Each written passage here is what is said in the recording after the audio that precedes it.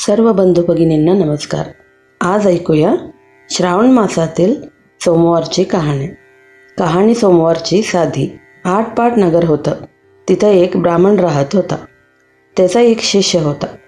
रोज तळावर जाई, स्नान करी, शंकराची पूजा करी. वाटेत वेळूचं बेट होतं. तो परत येऊ लागला म्हणजे मी येऊ असं ध्वनी उठे. हा मागं पाही, तो तिथं कोणी नाही. त्या भीतीनं वाळू लागला. तेव्हा गुरूंनी विचारलं, खायला प्यायला वाण नाही बाबा, असा रोड का? खायला प्यायला वाण नाही, हाल नाही, अपेष्टा नाही. स्नान करून येते वेळेस मला कोणी मी येऊ असं म्हणतं. मागं पाहतो तो कोणी नाही, ह्याची मला भीती वाटते. गुरुजी म्हणाले, भिवू नको, मागं काही पाहू नको, खुशाल त्याला ये म्हण, तुझ्या मागून येऊ दे. मग शिष्यानं काय केलं? रोजचा प्रमाणे स्नानास गेला, पूजा करून येऊ लागला. मी येऊ असा ध्वनी झाला.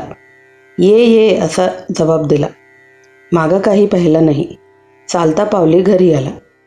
गुरुजींनी पाहिलं, बरोबर एक मुलगी आहे. त्या दोघांचं लगीन लावलं. त्यांना एक घर दिलं. त्यानंतर काय झालं? श्रावणी सोमवार आला. बायकोला म्हणू लागला, माझी वाट पाहू नको, उपाशी राहू नको. आपण उठला, शंकराच्या पूजेला गेला. हिनं थोडी वाट पाहिली, स्वयंपाक करून जेवायला बसली. एक घास तोंडात घातला, इतक्यामध्ये पती आला. अगं दार उघड. पुढचं ताट पलंगाखाली ढकलून दिला, हात धुतला, दार उघडलं. पती घरात आले, नित्यनेम करू लागले. पुढं दुसरा सोमवार आला. त्या दिवशी असंच झालं. असं 4 सोमवारी झालं. मग सरता सोमवार आला. रात्री नवल झालं. 2 जण पलंगावर गेली. पलंगाखाली उजेड दिसला. हा उजेड कशाचा? ताटी भरल्या रत्नांचा. ही रत्न कुठून आणली? मनात भिवून गेली. माझं माहेरच्यांनी दिली. तुझं माहेर कुठं आहे? वेळूचा बेटी आहे, मला तिथं घेऊन चल. पती सहज चालली. मनी शंकराची प्रार्थना केली, मला अर्धघटकीचं माहेर दे. तो वेळूचं बेट आलं. मोठा एका वाडा आला.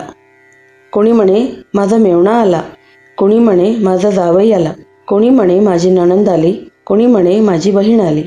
दासीबटकी राबत आहेत, शिपाई पहारा करत आहेत. बसायला पाट दिला, भोजनाचा थाट केला. जेवण झाली. सासू सासऱ्यांची आज्ञा घेतली, घरी परतली. अर्धा वाटेत आठवण झाली. खुंटीवर हार राहिला. तेव्हा उभयता परत गेली. घर नाही, दार नाही, शिपाई नाहीत, प्यादे नाहीत, दासी नाहीत, बटकी नाहीत. एक वेळूचा बेट आहे, तिथं हार पडला आहे. हार उचलून गळ्यात घातला. नवऱ्याने विचारलं, इथलं घर काय झालं? जसं आलं तसं गेलं, अभय असेल तर सांगतो. 4 सोमवारी हाक ऐकली. जेवती ताट ढकलून दिली, रत्नांनी भरली, सोन्याची झाली.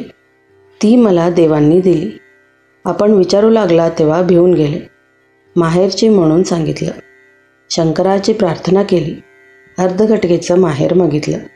त्यांनी तुमची खात्री केली. माझी इच्छा परिपूर्ण झाली. जसा त्यांना शंकर पावला तसा तुम्हा आम्हा पाव. ही साठा उतराची कहाणी 5 उतरी सुफळ संपूर्ण. ओम नमः शिवाय.